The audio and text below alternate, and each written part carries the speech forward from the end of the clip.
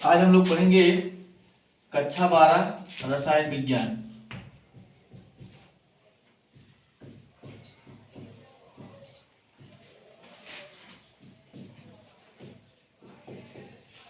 ठीक, तो एक चीज आपको पता होना चाहिए कि रसायन विज्ञान जो है आप लोग बेसिकली अगर देखा जाए अलग से तो कक्षा 9 से पढ़ते चले आ रहे हैं। कक्षा 9 से इसके पहले जो है रसायन विज्ञान के नाम पर जो उसमें जब आप लोग कक्षा 8 में 7 में 6 में थे तो उसमें आप लोगों को जो है दो तीन चैप्टर दे दिया जाता था उसी में मिला करके। ठीक, और आप लोग जो उसको जो है ऐसे पढ़ लेते थे, समझ नहीं आता था कि मतलब ये कौन सा प्रकार है साइंस का।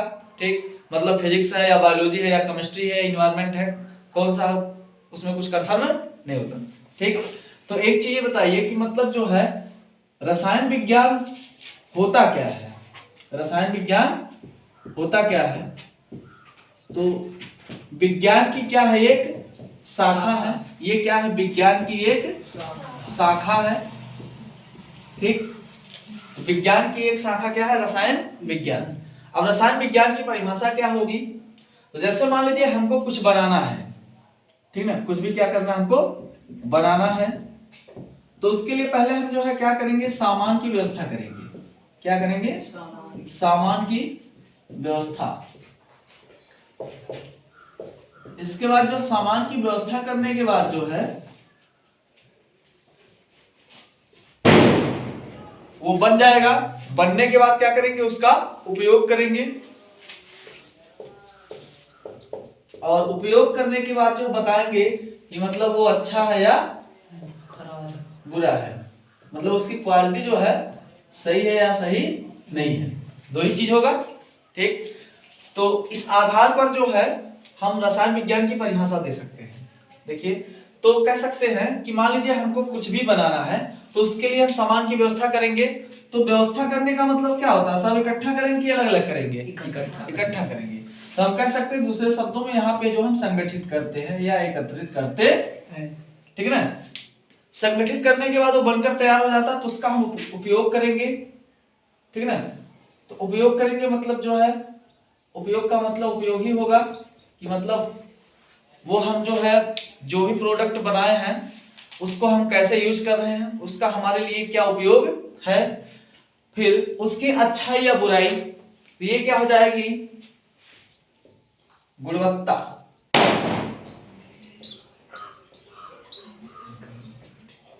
ठीक है, ये क्या हो जाएगी? गुणवत्ता।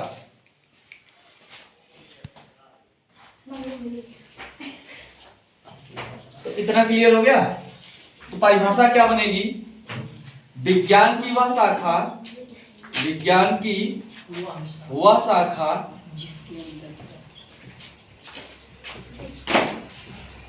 जिसके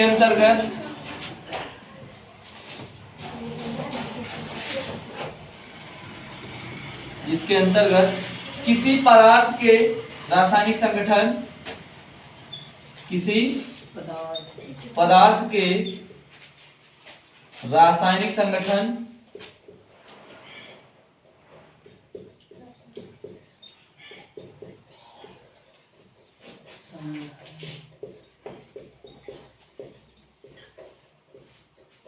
कामा उपयोग, रासायनिक संगठन मतलब क्या? बनाना है ना, उपयोग तथा गुणधर्म का अध्ययन किया जाता है।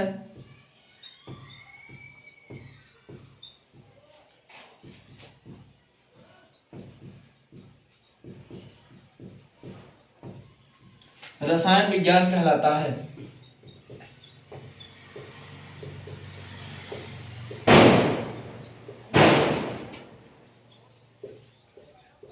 रसायन विज्ञान कहलाता है।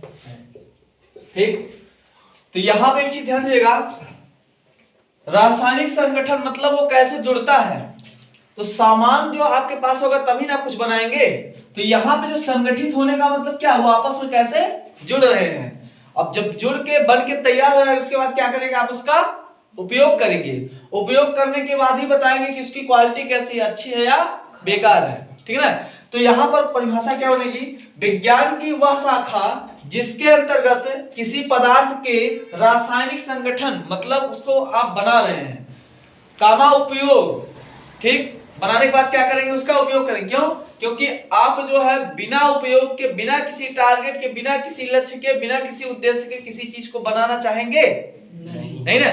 उपयोग तथा गुणधर्म, गुणधर्म मतलब क्वालिटी, जब आप उसको यूज करेंगे तभी आप जान पाएंगे वो हमारे लिए इस काम की है या इस काम की नहीं है। तथा गुणधर्म का अध्ययन किया जाता है, रसायन विज्ञान कहलाता है। अच्छा, रसायन विज्ञान के जनक कौन है, तो एंटोनी लेवासिए, ठीक है ना। रसायन विज्ञान के जनक कौन है, तो एंटोनी लेवासिए।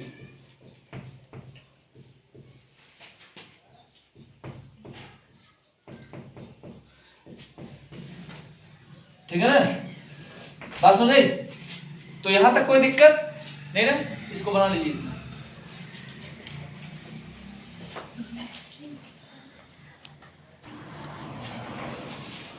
देखिए अब जो है हम लोग पढ़ेंगे रसायन विज्ञान कक्षा 12 अध्याय 1, ठोसों का वर्गीकरण एवं संरचनाएं।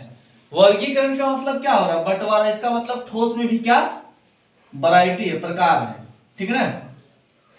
बस ठोस कितने प्रकार के होते हैं, ठीक, इसको हम लोग पढ़ेंगे।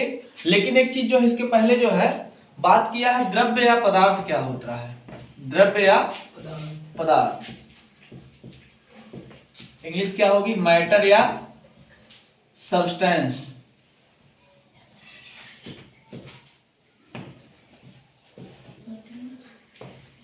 सब्सटेंस है ना, बात समझाई। तो जैसे मान लीजिए हम लोग जो है किसी भी चीज को पढ़ते हैं तो उसका कुछ ना कुछ एक पैमाना होता है, जब यह शर्त होती है, जब तक वो शर्त नहीं पूरा होगा तब तक उसको जो है उस कैटेगरी में नहीं रखा जाएगा। जैसे मान लेते हैं हम लोग आयतन, तो आयतन क्या बोलता है, भुजा गुणे भुजा गुणे भुजा, यही ना, भुजा गुणे भुजा गुणे भुजा। इंग्लिश में बोले तो side into side into side, या ए इंटू ए इंटू ए। ये भुजा पावर 3 और ये एक पावर 3, ठीक।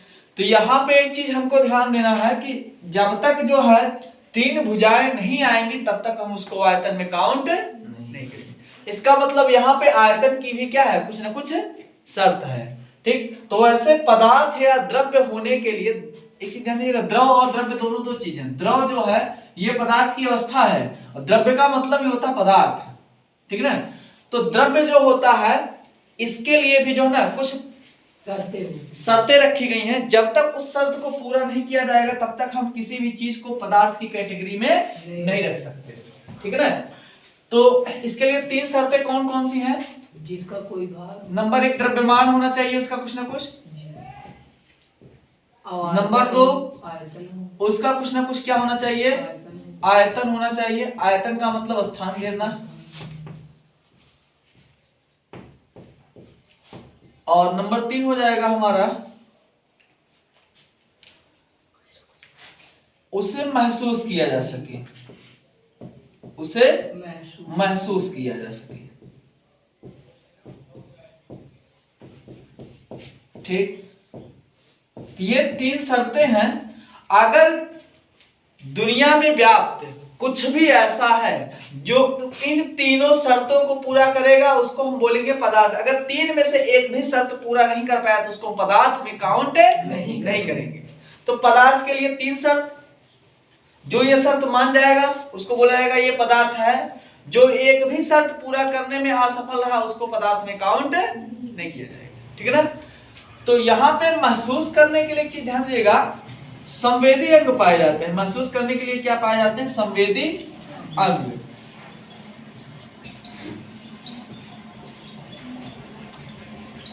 तो अब जैसे मान लीजिए हर चीज को जो है महसूस करने के लिए अलग अलग अंग पाया जाता है। अब जैसे मान लीजिए कोई चीज तीखा है, ठीक है ना, तो उसको हम जीभ से थोड़ी चबास थोड़ी महसूस करेंगे तीखा है मीठा है ना।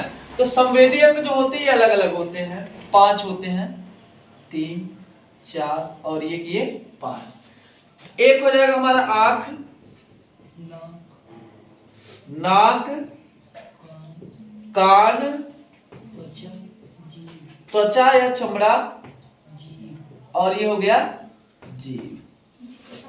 ठीक ना, जिह्वा इसको बोलते हैं, इंग्लिश में टंग बोलते हैं।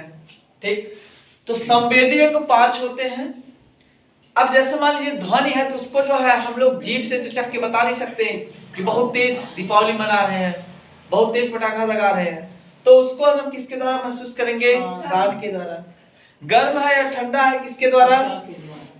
तीखा है, मीठा है, खट्टा है, जीभ के द्वारा। सड़ गया खाना बचा है, नाक के द्वारा। आंख के द्वारा, ये अपने घर का आदमी दूसरे घर का आदमी है ना, बस नहीं, आदमी है, गाय है।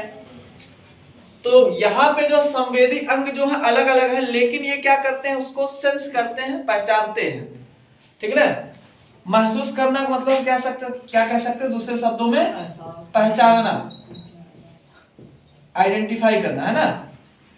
तो इन तीनों शर्तों को जो पूरा करेगा उसको बोला जाएगा ये पदार्थ है, जो नहीं पूरा करेगा बोला जाएगा उसको पदार्थ नहीं है। ठीक, तो परिभाषा क्या बनेगी? ऐसा कुछ भी जिसमें द्रव्यमान पाया जाता है, उसका आयतन होता है, और उसको हम संवेदी अंगों के द्वारा महसूस कर सकते हैं, उसे हम क्या कहेंगे? पदार्थ कहेंगे।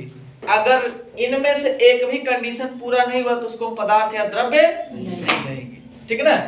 तो एक मामला आता है कि मान लेते हैं नमक, एग्जाम्पल के तौर पर नमक, NaCl।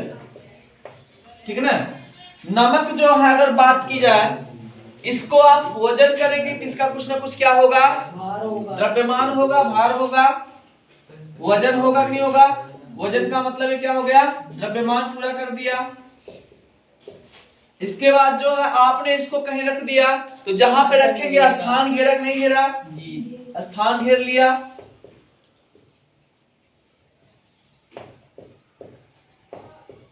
और इसको आप टेस्ट करेंगे तो ये आपको जो है स्वाद इसका जो है पता चल जाएगा जीभ के द्वारा। इसका स्वाद जो है किसके द्वारा पता चल जाएगा? जीभ के द्वारा। तो हम कह सकते हैं नमक जो है तीनों कंडीशन पूरा कर रहा है, इसलिए नमक क्या है? एक पदार्थ है। अगर तीनों में से एक भी पूरा नहीं करता तो उसको हम पदार्थ की कैटेगरी में काउंट नहीं करते। ठीक है ना, इतना क्लियर हो गया। अब अगला मामला आता है वायु, हवा, एयर, है ना। तो अगर बात की जाए हवा जो है एक पदार्थ है कि नहीं है, तो हवा को जो है आप महसूस कर सकते हैं गर्म है कि ठंडा है। ये किसके द्वारा? तो त्वचा के द्वारा। ठीक है ना।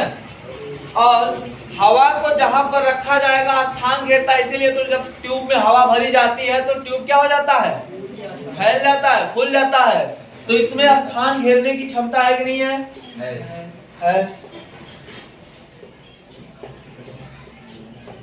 और अगर बात की जाए द्रव्यमान की, तो सोनार महाराज जब सोना वजन करते हैं तो अपना पंखा क्या करते हैं? वो बंद कर देते हैं। क्यों? हो सकता है 1-2 ग्राम का अंतर आ जाए तो बहुत ज्यादा नुकसान हो जाएगा। तो इसका क्या होता है? कुछ ना कुछ वजन या द्रव्यमान भी होता है। ठीक, तो इस आधार पर कहा जा सकता है कि वायु जो है क्या एक पदार्थ है कि नहीं है? सूर्य की रोशनी उसमें भी होता है।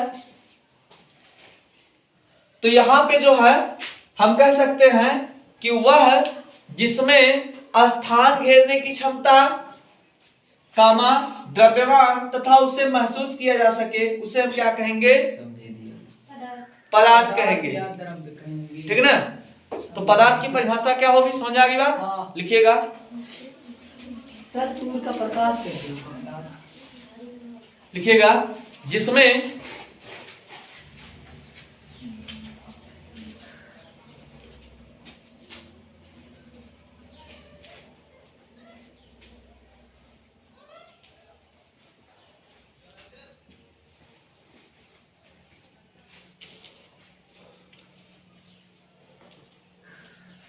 द्रव्यमान होता है,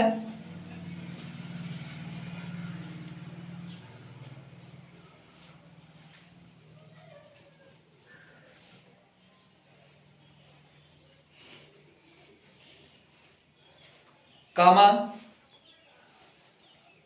उसका कुछ ना कुछ आयतन होता है,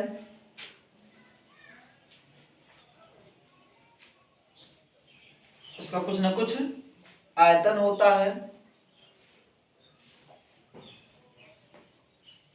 तथा उसे महसूस किया जा सकता है।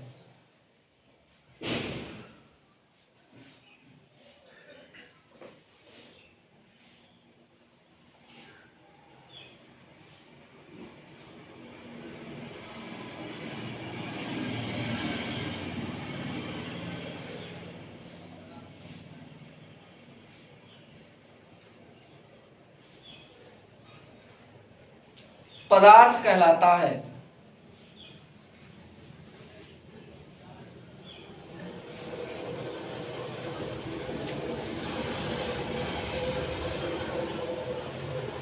इसको बना लीजिए।